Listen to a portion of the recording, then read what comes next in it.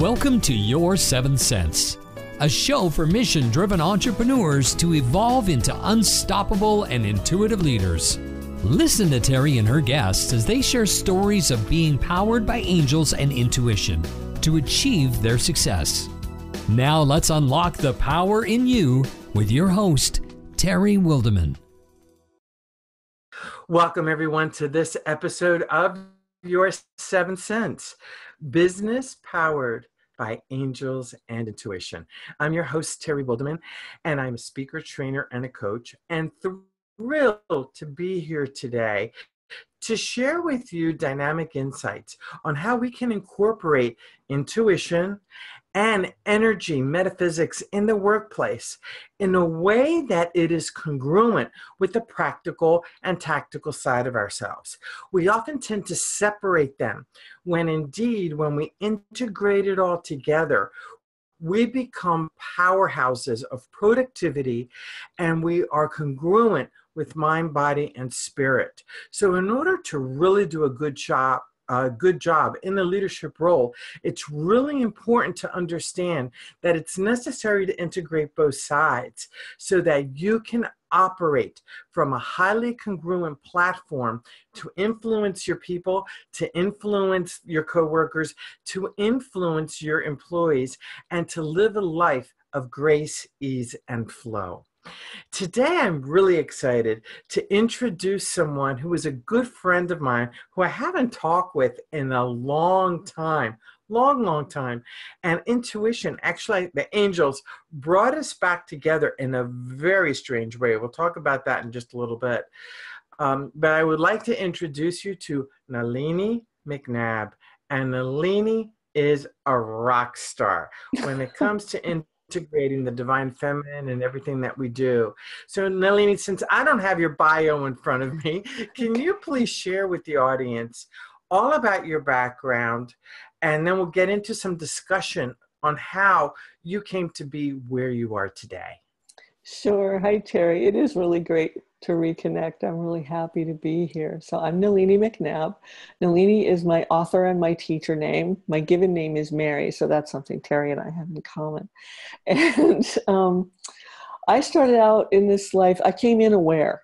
So it wasn't really a matter for me, like for many of you, of learning to use my intuition. It was, why the hell doesn't everybody?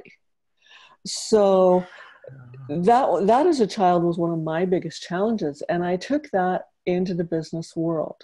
I majored in music. I studied in the Midwest and in the East Coast and at Oxford in England. And I had a degree in musicology. I got this close to defending my master's thesis in harmonic theory. And I went, why? And the truth of that was that my intuition, my angels came in and said, you don't need that. And even though I was 22, as the musical goes, I listened and I said, okay, you're right. What do I need with more letters after my name, I guess? Of course, various agencies and my parents were not pleased, but I followed that.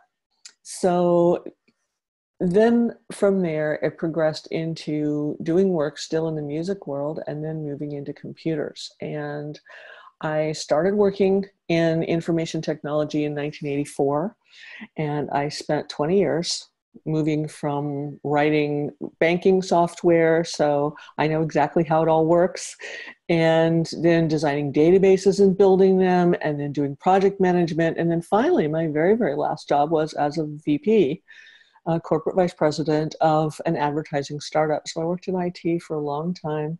During that time, I worked in martial arts. I was a third-degree black belt in Shotokan karate. I worked hard. I trained hard. I took on all my frustrations on the dojo floor, which really helps when you work in corporate. And all that time, all that was a place to put it.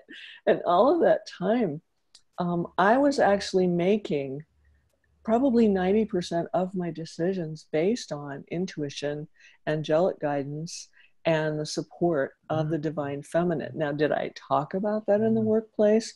No. No, not that. And I was taught that as a child. Mother would say to me, because she actually had a spiritual teacher, she would say, now, we don't talk about that out in the world. And I would look at her and I would think, they're all crazy, every one of them. But I'm listening, and I don't want to get her in trouble, and I don't want to get me in trouble. And then we all learn how unfortunately true that really is.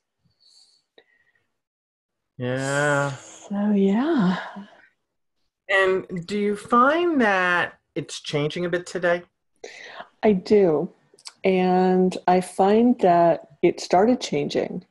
In the late 90s, it actually started changing. I was working at a startup then, a couple of them, a series of them. And I was able to hire project teams who we could say reflected my internal values.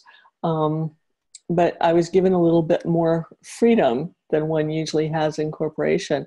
And so I hired people who pulled tarot cards in the morning and put them on their desk because they knew that was the energy that they needed to use in their programming for that day.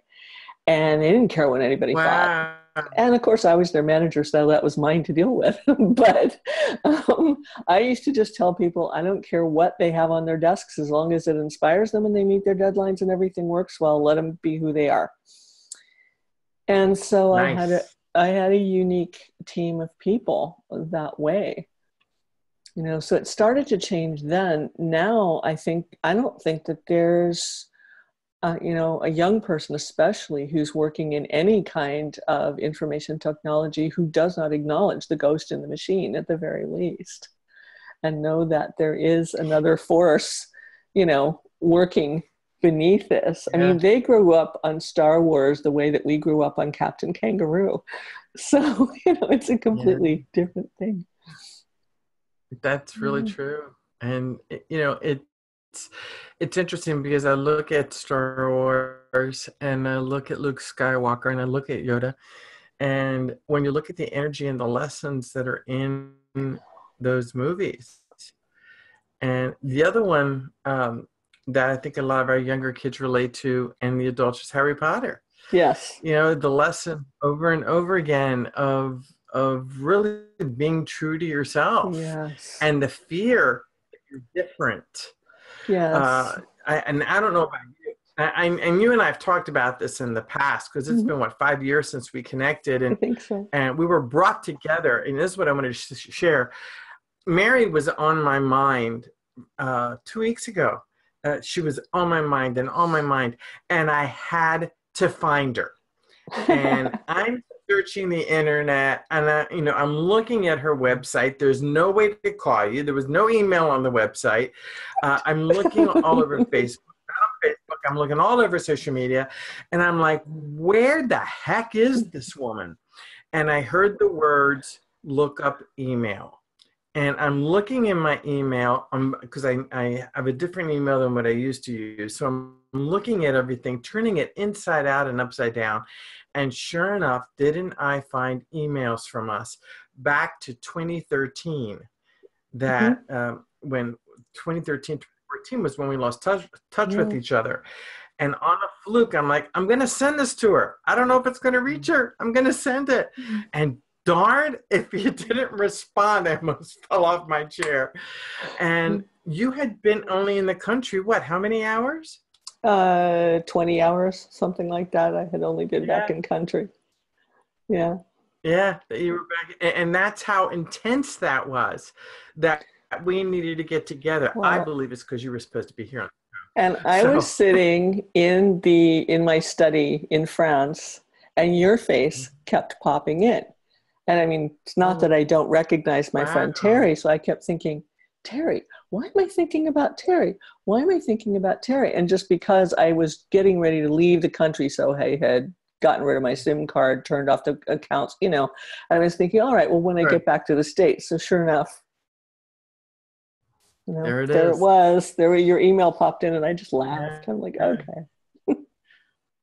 And this is what I want to talk about with when I want to focus on, would like to focus on where intuition is concerned. It's these intuitive hits that are so critical to listen to. Why would I be, why incarnation did you suddenly start popping into my head? Why did I suddenly start popping into your head? And you're on the other side of the world. Yes. Well, you're in France. Okay, so you're 6 hours away. You're just an ocean away. But it was when all of that happened, that's what I wanted to bring out here, that these things aren't unique. These things happen morning, noon, and night, 24 hours a day, and we look at them as being so different, so weird. These are the little miracles that happen constantly. And when we trust our intuition and follow what comes to us, that's how magic happens. Nalini's here. Mary's here. I can't believe Mary's here. And it's really exciting to be able to have this conversation with you.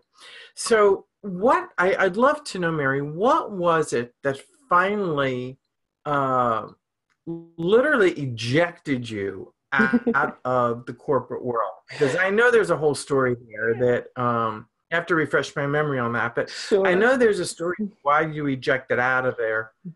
And a lot of it had to do with following your heart, following your gut, following your intuition and what you were. It so did. And it actually had to do with our friends, the Marys, and the angels. It literally felt like being grabbed by the scruff of the neck and shaken with that's enough of that. And that had started to happen. I was actually experiencing what they call a classic dark night of the soul. And it's really difficult to describe. There are classic works on it. St. John of the Cross wrote one. Andrew Harvey talks about it. But you could call it a deep depression, but it really isn't that. It's not depression. It's you are being marched through everything you have ever judged as unlovable. I mean, ever. Not just this life, but like ever. And it's being immersed in those energies. And I was going to my day job and probably doing a wonderful job at it. And I was managing people and doing this. And at the same time, this was just getting worse and worse. And I felt like my evil twin was going to work, even though I'm not sure that's exactly true. But so can you describe what was happening emotionally and mentally and physically? Because I know that there are people listening to this who are experiencing what you went through. Sure. Classic Dark Night, I can highly recommend, the treatise on it by St. John, and then some of the other work on it. I describe it in my book as well. But what it is I'm a seer. I'm an open perceiver. I'm clear everything. And so for me to not be able to see was as though I had been in some kind of traumatic accident and lost all of my senses. I was walking around in charcoal gray, which actually is one of my favorite colors, but I was walking around in that gray soup constantly at the same time that I'm going through the motions of life. And the weight of it just got heavier and heavier. And psychologists will tell you, oh, that's depression. This is different because this was spiritual weight. This was as though the angels, the divine, were saying, okay, you will look at this. You will see these things. And so I would meditate in the morning. I never stopped my meditative practices. I started meditating when I was about 5 or 6 and, spent years, studying and doing that. So I'd get up and I would meditate in the morning and it would make it worse instead of making it better. Oh. Yeah. But I know I had to. I had to sit there and open up to the divine. And it's not as martyrish as it sounds. It's not so much self-torture. You just knew the only way out is through. It's a cliche. We've all heard it, but it's really true. And I just knew that. I was compelled. So I would go through these meditations and I would see these, not visions so much. I do have visions, but it was visions of certain things, like things that have happened in my life, memories, the little vignette montage that you have when Source is explaining something to you that says this, and this. Those are all the ways you did that or that happened. And we go, oh. Anyway, I was having all of those from this life, from other lives.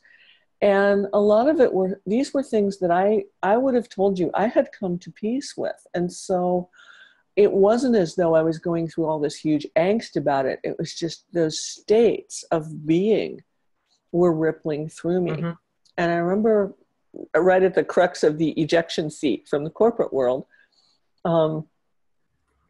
I got up one morning and, took the dogs for a walk, fed the dogs, fed the husband, did the whole, got everything ready, went to go out the front door, and I was in engineer casual, and it was a San Francisco yummy summer day, so it was cold. And I had my rain boots on, and I remember pulling my left boot on and thinking, I get suicide now, because I've never understood it, ever. And I thought, I get it, because those people would rather be dead than feel what they're feeling. And I thought, you know what? That's how I feel right now.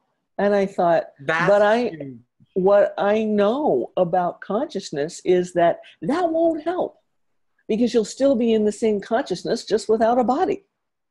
So it was huge. Wow. It took me to this really amazing place. And I know that was a turnaround. I went into work that morning, and I had to take a small medical leave for a few days.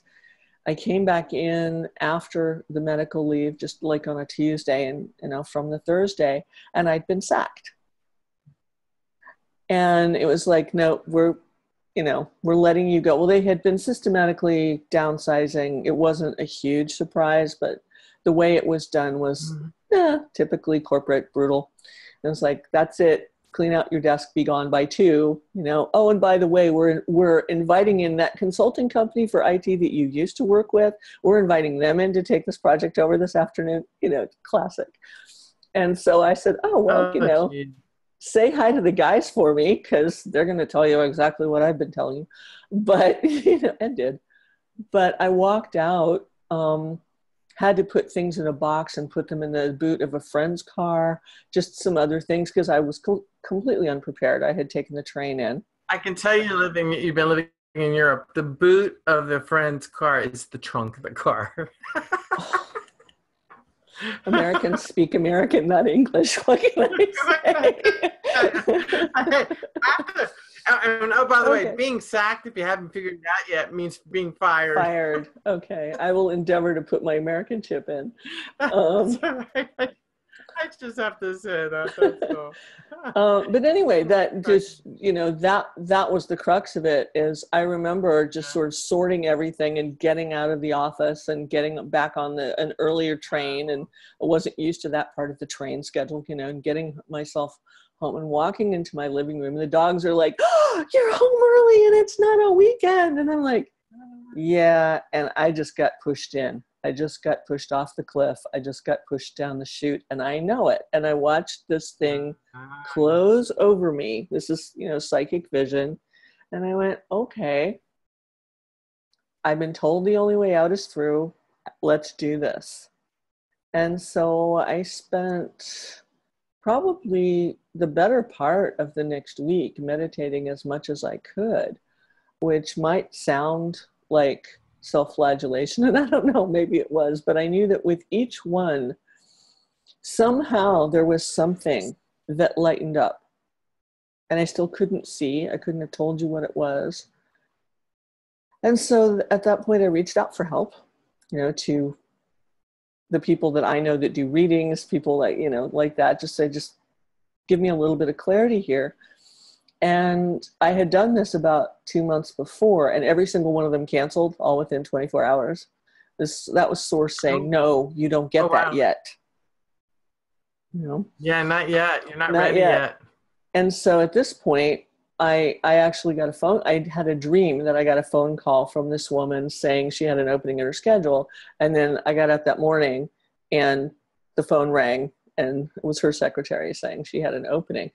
So I sat down to speak with her, and we've known each other for a long time. And she said, so how are you? And I burst into tears.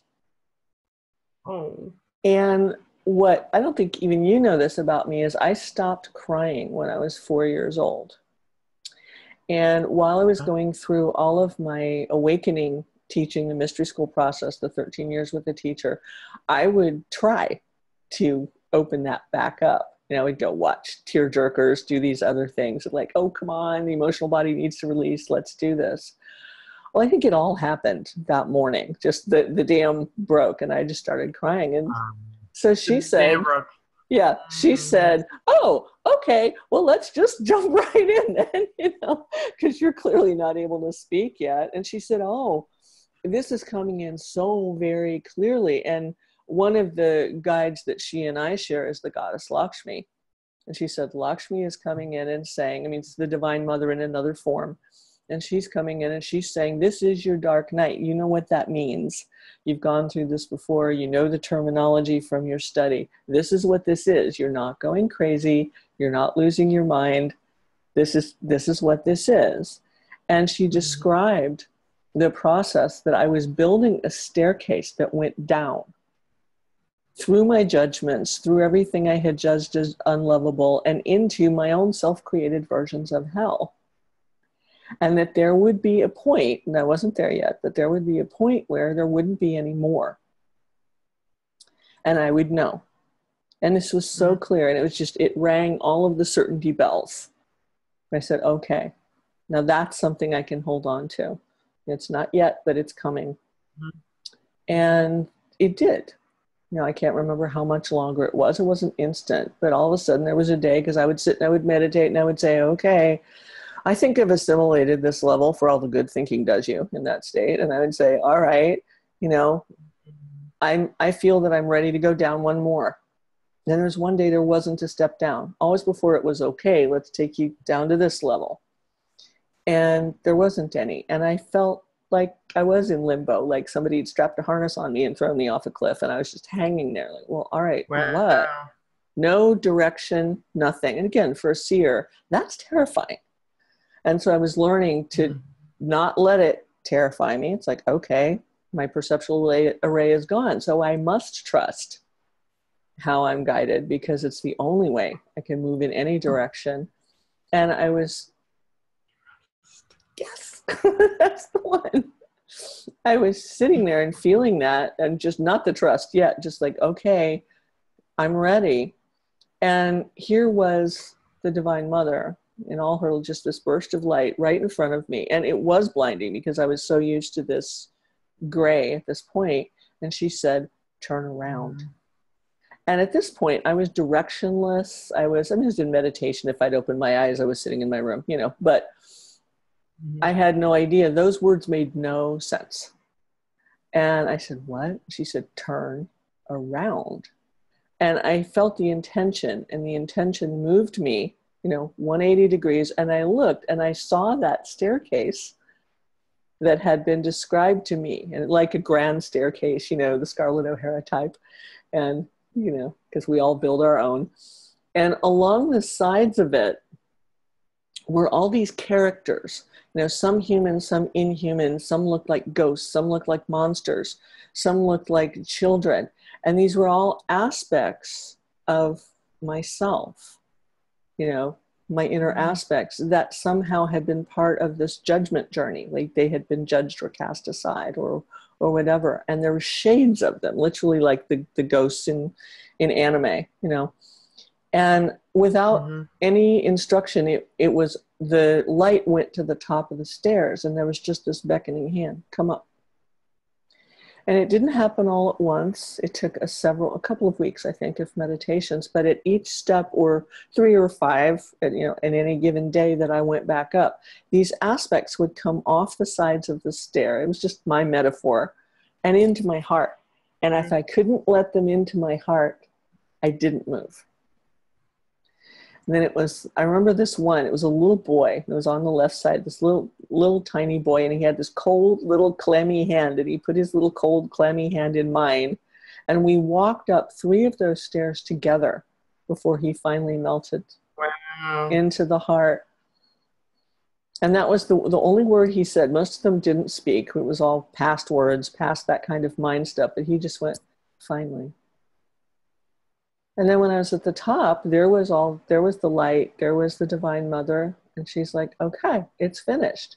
And of course, me, the practical person who works in the world, right, said, what's finished? And she said, wait, and you'll see. And it was literal. I opened my eyes from that meditation, and everything was back. And wow. tried that next week. I had something like seven different interviews. This is in my book. And every single one went really, really well.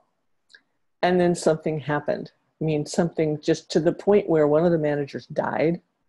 I mean, it's funny now, but, you know, I'm seeing that this poor person is calling me and saying, because they're obviously friends, well, you know, I'm sorry, but we offered you this job, but we really can't send you the paperwork because this person died. And I'm thinking, they died? I'm like, okay, we're pushing the sense of humor here, you know?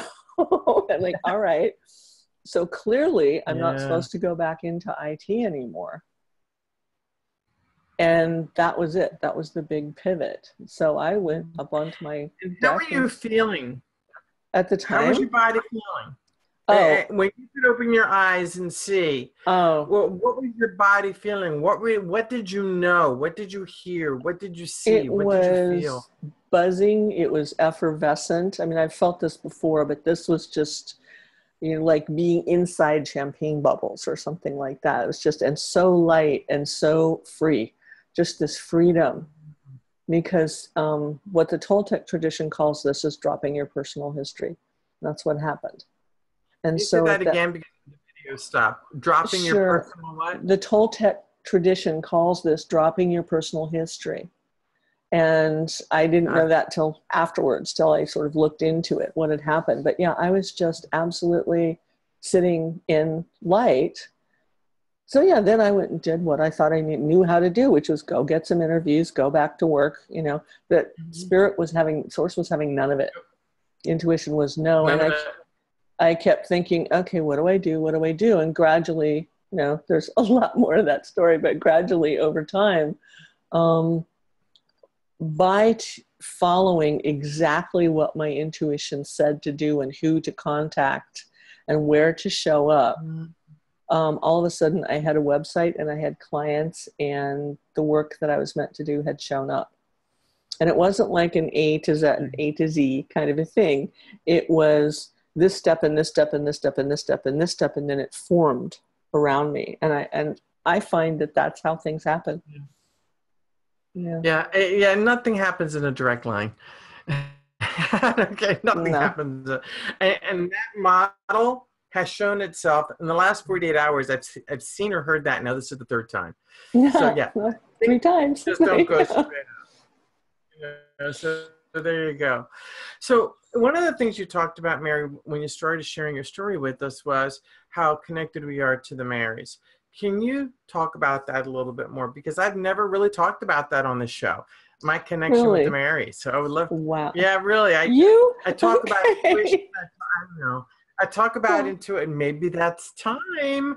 I talk about intuition. I talk about the angels because the angels, as you know, pushed me into this, doing the show in a huge way. And, you know, their hands were plastered back here. Between your shoulder blades. I know that one. Yeah. Oh my gosh. And it was painful. The more resisted, the more pain I was in.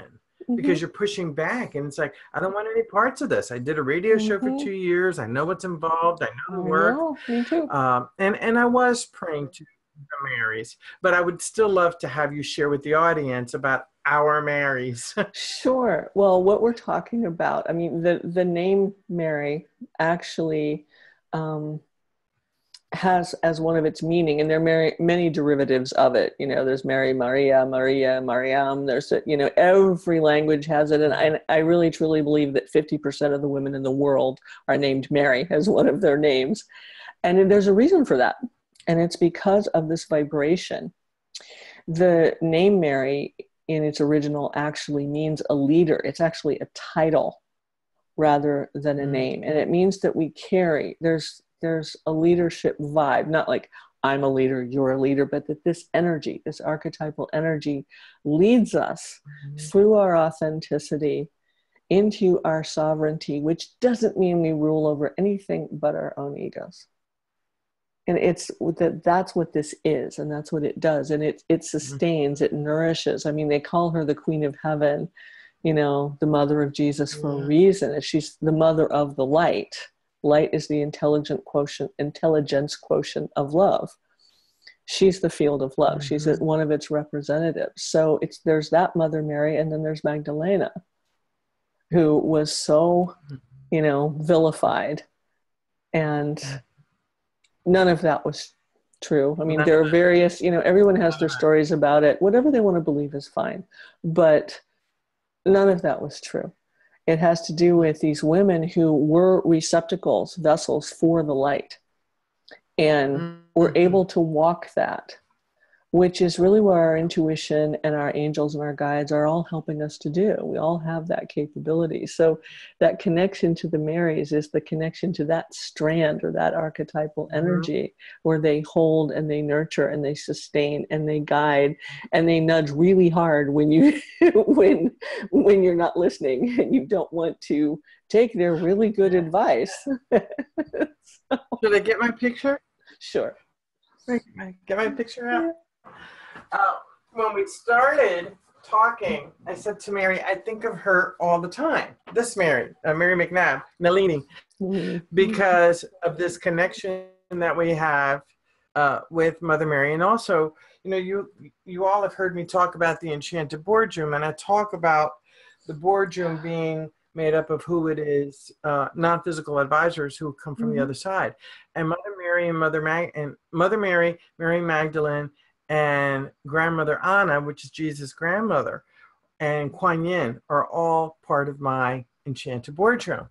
And this lovely lady sits on top of my desk and looks down on me. And when I get stuck, when I go a little Looney Tune, this is who I go to for advice, Mother Mary. And for all I know, this could be Mary Magdalene too. Who knows? But it's like, whichever Mary it is, it's got Mary energy in it all over. And I love this picture. And I don't know who painted it. 10 of them appeared in the vestibule of my of the church that I was going to. And this was about 3 or 4 years ago. And I walked in and I went, whoa, what are you doing with all those? Take one. Thank you.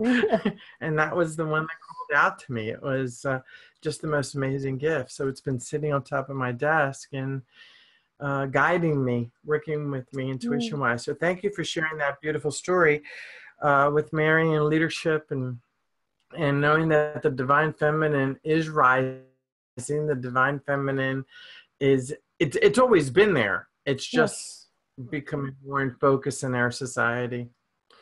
So, Mary, tell us a little bit about the work that you're doing right now and how people can get in touch with you. Sure.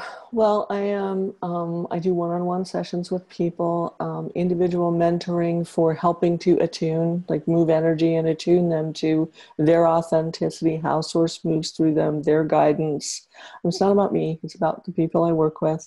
And I also do entrepreneurial sessions, which will be of interest to you, for people who just know that this is what works. I mean, when I look at the world, there isn't a successful entrepreneur, really successful in the world, who does not know what we're talking about, following intuition, following your gut.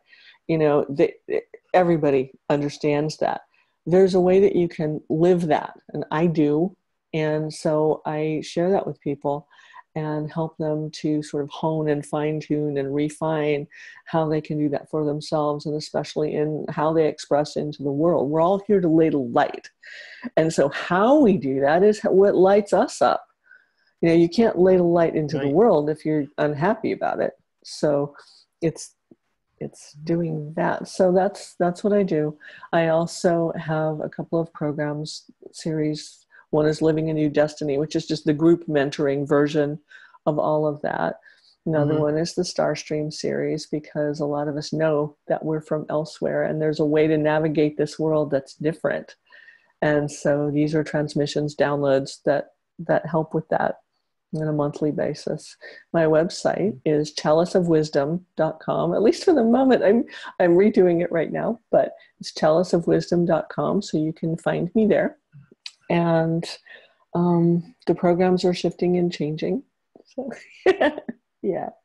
I love that name, Chalice of Wisdom. It's beautiful. Yeah. Yeah, well, that's my aspect. That's what comes through me.